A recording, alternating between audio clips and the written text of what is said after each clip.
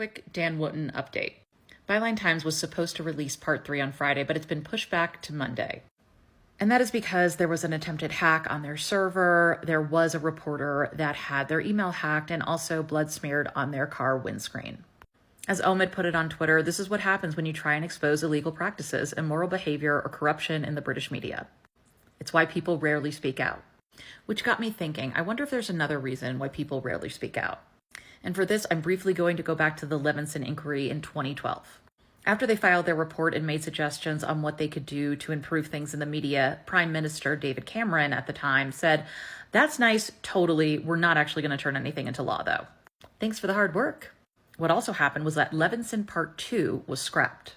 Part 2 was going to look into the police and work that they do with journalists and any corruption and bad practices that might be abound.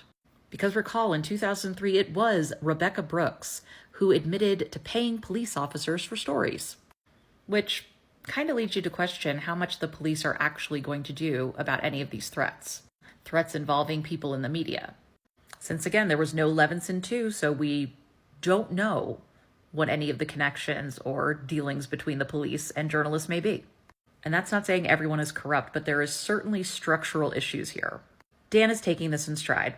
Jokes, he's crowdfunding for his legal fees. So I can keep fighting for you. Yes, Dan, the true trailblazer, the epitome of truth and justice in our world. You see a lot of a hard left blog that's used to describe Byline Times. He retweets some of his more despicable friends. Cancel culture is thrown out there. All the buzzwords that tend to scare a certain subset of people.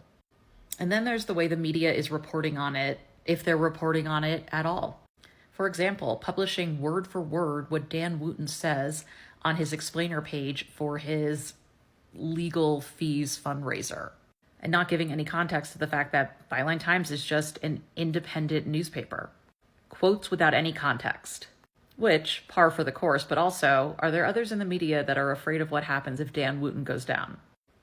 Now, The Sun has told Byline that they are looking into reported incidents against Dan. Who knows if that's true or if it's just to buy some time.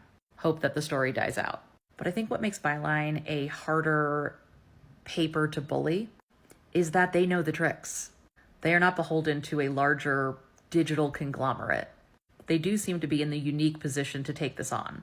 It appears right now that protecting Dan is the more cost-effective move than whatever could happen if they let him fall. That pendulum needs to swing in the other direction, in my opinion, for us to see any real movement on this. And that's my update.